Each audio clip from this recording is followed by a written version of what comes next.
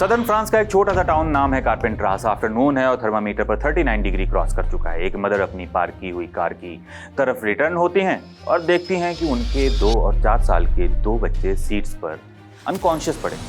Ambulance आती है पर तब तक बहुत लेट हो चुकी। टाइम मैगजीन की रिपोर्ट के अकॉर्डिंग लोकल प्रोसिक्यूटर एलन मुर्ज ने बताया कि डेथ की सबसे बड़ी लाइन ऑफ इंक्वायरी हीट ही है। ये स्टोरी सिर्फ 2 बच्चों की नहीं, ये पूरे कॉन्टिनेंट की है जो इस जून आसमान से बरसती झुलसाने वाली हीट के नीचे ब्रीथ करने का ट्राई कर रहा है। पेरिस में लोग रात को घर से बाहर पार्क्स में ब्लैंकेट बिछाकर सो रहे थे क्योंकि विंडो ओपन करने के बाद भी कोई रिलीफ नहीं थी। आयरिश टाइम्स की रिपोर्ट के according hospitals, old age homes और इवन नेशनल पार्लियामेंट की विंडोज इमरजेंसी ब्लैंकेट्स और चॉक पेंट पेस्ट किया जा रहा ताकि सनरेज को रिफ्लेक्ट किया जा सके।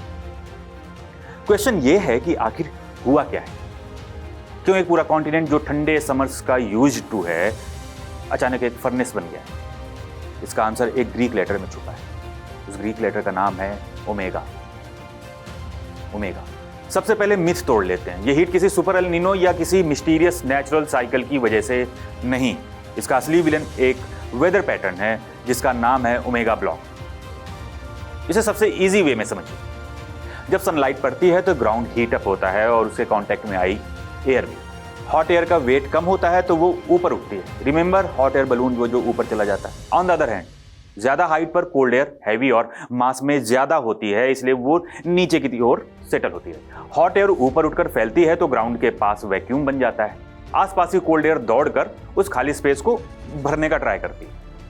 इस तरह एक लूप या कन्वेयर बेल्ट बनता है और ग्राउंड से हॉट एयर ऊपर जाती है, ऊपर जाकर कोल्ड होकर नीचे आती है, फिर नीचे आकर फिर से हॉट एरिया की ओर बढ़ती है। ये साइकिल बिना रुके टक टक टक टक टक टक चलता रहता है। इस कन्वेयर लूप की वजह से प्रेशर के 2 जोन बनते हैं। लो प्रेशर, जहां हॉट एयर ऊपर उठती है वहां ग्राउंड पर एयर का प्रेशर कम हो जाता है। ये लो प्रेशर एरिया अक्सर क्लाउड्स और बारिश लाता है क्योंकि ऊपर जा रही एयर अपनी नमी लेकर जाती है ऊपर की ओर। जैसे जैसे एयर ऊपर जाए वो पतली हो जाती है और उसमें से नमी क्लाउड्स बनकर बरसात करती है। अब हाई प्रेशर, जहां स्काई से कोल्ड एयर नीचे आती है और जमती है, वहां ग्राउंड पर एयर का प्रेशर बढ़ता जाता है। हाई प्रेशर जोन में एयर नीचे दबा देने की वजह से क्लाउड्स ही नहीं बन पाते और वेदर बिल्कुल साफ रहता है। इस नीचे गिरते एयर के कारण स्काई खुला रहता है, तेज सनलाइट चढ़ती है और हीट बढ़ जाती है। अब बात करते हैं जेट स्ट्रीम की। ये एक अच्छी हाइट पर चलने वाली तेज एयर रिवर की तरह है, लगभग अर्थ की सरफेस से 8 से 12 किलोमीटर ऊपर। जेट स्ट्रीम वेदर सिस्टम्स को वेस्ट से ईस्ट की ओर ले जाती है। आप इसे स्काई का एक तेज हाईवे सोच सकते हैं जिस पर क्लाउड फ्रेंडली सिस्टम नॉर्मली गुजरते रहते हैं। नॉर्मल टाइम में जेट स्ट्रीम सुस्ताना नहीं चाहती और वेदर को लगातार आगे पुश करती रहती। कभी कभी जेट स्ट्रीम में भी अजीब टर्न्स आ जाते हैं। अगर ये ज्यादा घुमावदार हो जाए तो इसका शेप यूनानी लेटर वही ओमेगा जैसा हो जाता है, अभी थोड़ी देर पहले बताया। इसीलिए इसे ओमेगा ब्लॉक कहते हैं। इस रूप में एक बड़ा हाई प्रेशर बीच में फंस जाता है और दोनों तरफ 2 लो प्रेशर बने रहते हैं। अब ये मिसमैच शेप वेदर का ट्रैफिक जाम पैदा कर रहा है। जेट स्ट्रीम के मूव होने की रफ्तार इतनी ज्यादा स्लो हो जाती है कि वेदर की कंडीशन वहीं जगड़ जाती है। बीच वाला एरिया जो हाई प्रेशर वाला होता है वहां एयर नीचे दब रही है, स्काई साफ और तेज सनलाइट रहती है।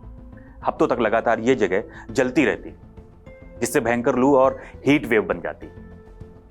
दोनों ओर के इलाके जो लो प्रेशर वाले होते हैं, इन जोन्स में एयर ऊपर उठ रही है, घने क्लाउड्स बन रहे हैं और बरसात हो रही है। कई दिनों तक लगातार बारिश और फ्लड जैसे हालात बन सकते हैं। एक बार आगे बढ़ने से पहले फिर से शॉर्ट में रिवीजन कर लेते हैं। हॉट एयर लाइट होती है और ऊपर उठती है, कोल्ड एयर नीचे रहती है। ये ऊपर नीचे का साइकिल लो और हाई प्रेशर बनाता है। जेट स्ट्रीम यानी एयर की तेज रिवर इन सिस्टम्स को ले जाती है, लेकिन अगर ये शेप में ज्यादा टेढ़ी हो जाए तो ओमेगा ब्लॉक बन जाता है। तब वेदर जैसे ट्रैफिक जाम की तरह वहीं ठहर जाता है। बीच में एक्सट्रीम हीट और आसपास तेज बरसात, और यहीं से श्राप शुरू होता है, ओमेगा श्राप। पहली बात, वेदर अटक जाता है क्योंकि जेट स्ट्रीम मुड़ गई, कन्वेयर बेल्ट रुक गया है। कोई कोल्ड एयर, कोई बारिश, कोई रिलीफ, कुछ भी अंदर नहीं घुस पाता। यही हाई प्रेशर एक ही जगह दिनों तो कभी कभी हफ्तों तक डटा रहता है। अब दूसरी बात, स्काई खाली हो जाता है। हाई प्रेशर के अंदर एयर नीचे की तरफ बैठती है, सिंकिंग एयर। नीचे आते आते ये कंप्रेस होती है, और हॉट होती जाती है। साथ ही ये क्लाउड्स बनने ही नहीं देती। नतीजा, स्काई साफ और सूरज बिना किसी रुकावट के दिन भर ग्राउंड को तपाता रहता है। अब तीसरी बात, सहारा की आग ऊपर खिंचाती। यही high pressure system north Africa और सहारा से हॉट सूखी एयर को खींचकर यूरोप के ऊपर ला देता है और फिर उसे ढक्कन की तरह बंद कर देता है। इसी को कहते हैं हीट डोम, एक हीट का गुंबद। रॉयटर्स क्लाइमेट मॉनिटर के अकॉर्डिंग ओमेगा ब्लॉक ने हॉट एयर की एक उभरी हुई बॉल को इस इलाके के ऊपर कैद कर रखा था, जबकि उसके किनारों पर कोल्ड एयर बहती रही। अब इन तीनों को जोड़िए, हर गुजरते दिन के साथ हीट निकल नहीं पाती बल्कि जमा होती जाती है, एक बंद बर्तन की तरह। और सबसे डेंजरस हिस्सा, रात, नाइट। मेट ऑफिस की रिपोर्ट के अकॉर्डिंग इंग्लैंड और वेल्स में लगातार कई ट्रॉपिकल नाइट्स आई जब रात में पारा 20 डिग्री से नीचे नहीं गिरा। इंसानी बॉडी को ठंडा होने का जो चांस नाइट में मिलता था वो छिन गया। इसमें दो और चीजों ने आग में घी डाल दिया। मई का सूखा, टॉप सॉइल पहले से ही नमी खो चुकी थी, तो ग्राउंड का अपना नेचुरल कूलिंग सिस्टम जो इवेपोरेशन होता है ना, ऊपर जाती नमी, काम ही नहीं कर रहा है। और दूसरा, शहर। कंक्रीट और तारकोल दिन भर हीट सोखते हैं और नाइट को छोड़ते हैं, जिससे शहर फर्नेस बन जाते हैं। ओमेगा ब्लॉक ने आग नहीं लगाई, उसने सिर्फ ढक्कन बंद किया। आग किसी और ने लगाई थी, पर उसकी बात बाद में। पहले देखते हैं कि इस ढक्कन के नीचे ग्राउंड पर हो क्या रहा था। फ्रांस एपिसेंटर, जहां सबसे भयानक मार पड़ी। मेटियो फ्रांस के मुताबिक देश का नेशनल थर्मल इंडिकेटर यानी 30 अलग अलग स्टेशनों के दिन रात के तापमान का एवरेज 24 जून को 30 डिग्री पर पहुंच गया। हम इंडिया वालों को ये एक सुहाना मौसम लग रहा होगा, लेकिन जरा इसको ऐसे समझो कि एक पूरे फ्रांस का एवरेज था। एंड ये फ्रांस की हिस्ट्री का सबसे गर्म दिन था, जिसने जुलाई 2019 के 29.4 डिग्री के रिकॉर्ड को तोड़ दिया। Single highest reading I 44.3 degree. दक्षिण पश्चिम के पीसो में ब्लूमबर्ग और एनपीआर की रिपोर्ट की माने तो पेरिस खुद 40 डिग्री सी के पार चला गया। आयरिश टाइम्स के हिसाब से ये बीते लगभग 150 सालों में सिर्फ चौथी बार हुआ, सिर्फ चौथी बार। आधे से ज्यादा फ्रांस रेड अलर्ट पर था। मैप्रो की रिपोर्ट के हिसाब से 96 में से 49 में इंलैंड डिपार्टमेंट टॉप लेवल अलर्ट पर, और हजारों स्कूल या तो बंद हुए या टाइमिंग बदलनी पड़ी। आईफिल टावर और लूव्र म्यूजियम ने विजिटिंग आवर्स काट दिए। यूके रिकॉर्ड पर रिकॉर्ड, ब्रिटेन में लगातार 3 दिन जून का रिकॉर्ड टूटा।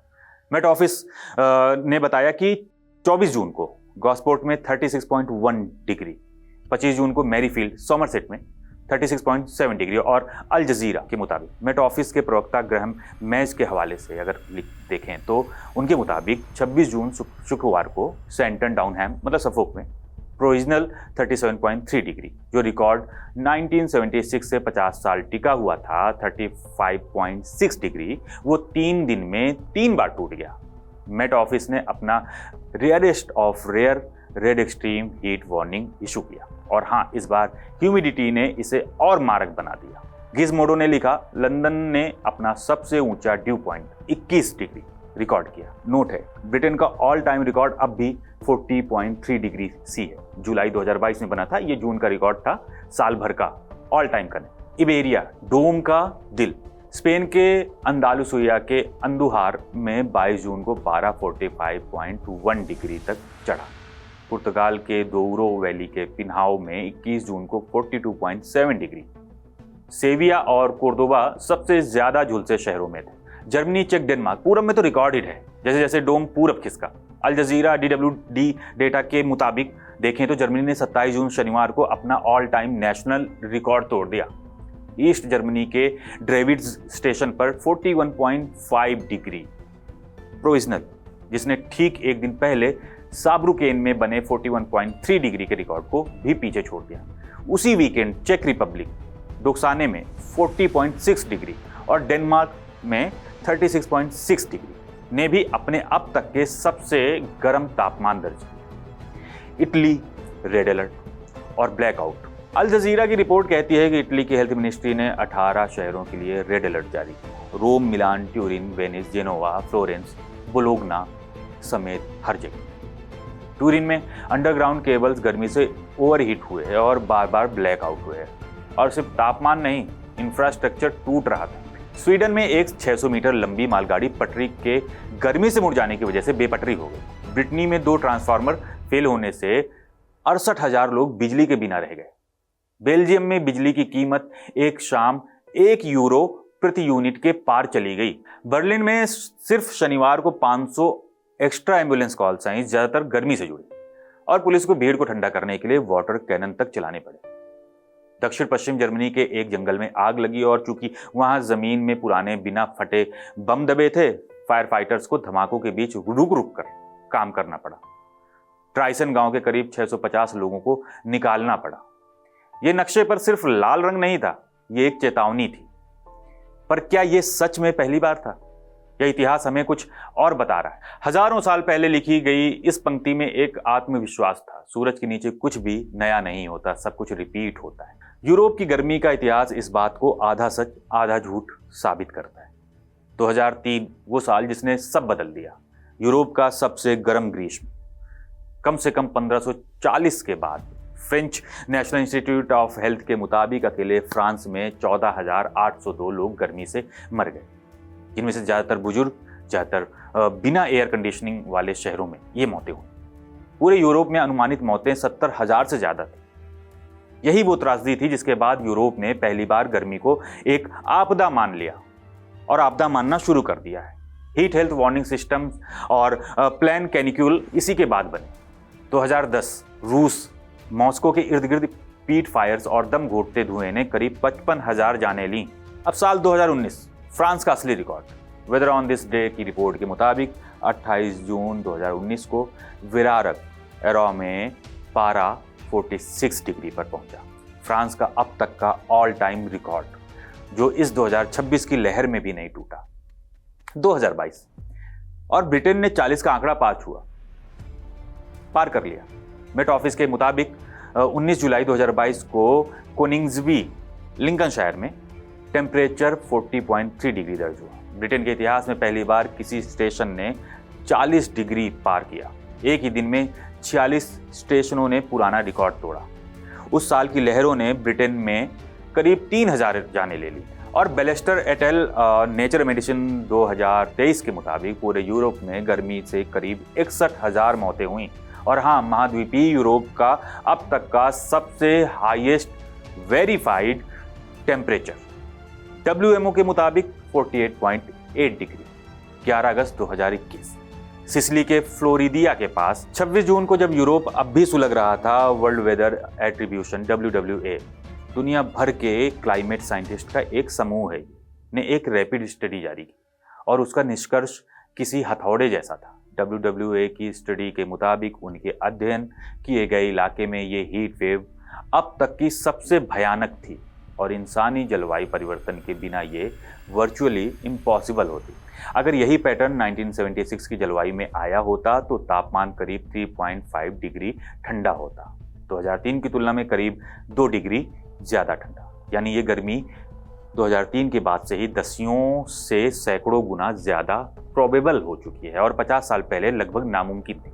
यहाँ पर प्रोबेबल का मतलब बता देते हैं। जैसे किसी पासे में 6 आने की प्रोबेबिलिटी कितनी होती है, वो 1/6, जबकि इवन नंबर आने की प्रोबेबिलिटी 1/2, यानी 6 आने से 3 गुना या 300% ज़्यादा। रॉयटर्स के मुताबिक रातों की झुलसाने वाली गर्मी अकेले 2 दशक पहले के मुकाबले 100 गुना ज़्यादा प्रोबेबल हो गई, यानी 10,000% ज़्यादा। AP की रिपोर्ट के मुताबिक कुल मिलाकर ये करीब 200 गुना ज़्यादा प्रोबेबल। फ्रेडेरिके ओटो ने इसका सार एक लाइन में रखा: मौसम का पैटर्न खास असामान्य नहीं है, तापमान असामान्य। मैकेनिज्म सीधा है, ओमेगा ब्लॉक हमेशा से आते रहे हैं, पर अब हर ब्लॉक एक ऊंचे बेस लाइन से शुरू होता है।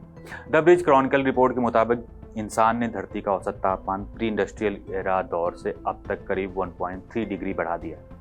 तो जब वही पुराना पैटर्न गर्म हवा को कैद करता है तो उसकी इंटेंसिटी और ऊंचा चढ़ती है। और यूरोप खास तौर असुरक्षित क्यों है? और WHO के चीफ ने इसे साफ चताया कि यूरोप दुनिया का सबसे तेजी से गर्म होता महाद्वीप है, जो वैश्विक औसत से करीब 2 गुनी रफ्तार से गर्म हो रहा है। एक ऐसा महाद्वीप जिसके घर, स्कूल, अस्पताल और ट्रेनें ठंडे मौसम के लिए बनाए गए थे, अब उस गर्मी से टकरा रहा है जिसके लिए वो डिज़ाइन ही नहीं किया गया था। ये अब सिर्फ मौसम की खबर नहीं रही, ये एक हिसाब किताब है और इस हिसाब का अगला पन्ना वो अभी लिखा जा रहा है। पूरब में ग्रीक मिथक में प्रोमीथियस ने देवताओं से आग चुराकर इंसानों को दी और सजा भुगती। हमारी सभ्यता ने भी जमीन के नीचे दबी एक आग चुराई, कोयला, तेल, गैस। उसी आग ने हमें ये दुनिया दी जिसमें हम जीते हैं, और अब उसी आग का एक बिल आ रहा है, एक ओमेगा आकार के ढक्कन की शक्ल में। भारतीय लेखक अमिताभ घोष ने अपनी किताब द ग्रेट डिरेंजमेंट में एक बेचैन कर देने वाली बात कही थी कि आने वाली पीढ़ियां शायद हमारे इस दौर को विक्षिप्तता का युग कहेंगी। एक ऐसा वक्त जब हम जलवायु संकट को साफ साफ आता देख रहे थे, पर उसे अपनी कहानियों, अपनी कल्पना में जगह नहीं दे पा रहे थे। कारपेंटरास की वो गाड़ी, बर्लिन की 500 एम्बुलेंसें, पेरिस के पार्कों में सोते लोग, ये उस कहानी के दृश्य हैं जिसे हम अब मौसम कहकर टालते आए हैं। विद्वान रॉब निक्सन इसे स्लो वायलेंस कहते हैं, वो हिंसा जो धीमी है, नजरों से ओझल है और इसीलिए सबसे खतरनाक है। हीट वेव की कोई रूह कपा देने वाली तस्वीर नहीं होती, उसकी लाशें हफ्तों बाद एक्सेस मोर्टेलिटी की एक्सेल शीट में गिनी जाती हैं, जैसे फ्रांस के वो 1000 लोग। और हम जो दादरी से दिल्ली तक हर मई जून में नौतपा और लू को जीते हैं, हम इस तस्वीर को शायद सबसे ज्यादा अच्छे से समझ सकते हैं। फर्क सिर्फ इतना है कि यूरोप अब वो सीख रहा है जो हम सदियों से जानते हैं, पर असली चेतावनी ये है कि क्लाइमेट चेंज किसी एक महाद्वीप की वाइब नहीं बदल रहा। कामू के उपन्यास में सूरज एक किरदार था, एक ऐसी ताकत जो इंसान के फैसले तक मोड़ देती है। इस जून यूरोप के आसमान में वो किरदार जाग गया, और सवाल वही है जो हर अच्छी कहानी छोड़ जाती, अगला अध्याय हम लिखेंगे या आग लिखेगी। खैर, तब तक देखते रहिए जिंगाबाद, फिर कुछ नया लाएंगे।